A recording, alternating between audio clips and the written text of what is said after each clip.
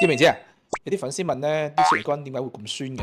買雪梨乾啊，你係咪見到金黃色就覺得穩陣啊？其實顏色太靚未必代表好㗎。嗱，今日就分享一下點樣去揀雪梨乾唔踩坑。嗱，首先呢一款咧係70%嘅朋友仔都會去揀嘅，人人見到佢以為個表皮好似好新鮮咁樣。其實呢種雪梨乾啊喺產地已經俾人哋加工過㗎啦，所以先保持到咁新鮮嘅顏色，唔變色、唔發毛、唔使擺雪櫃都唔生蟲㗎喎。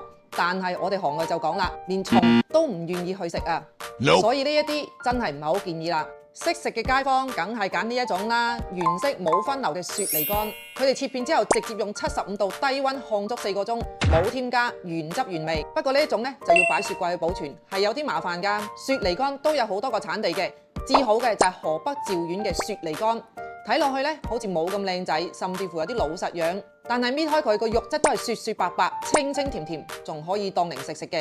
重點係佢冇添加，雪梨乾本身咧就係清清甜甜，冰糖雪梨嘅冰糖感濃縮咗之後，甜度又直接翻倍。所以話揀雪梨乾係睇佢內在，唔係靠外表嘅，記住啦。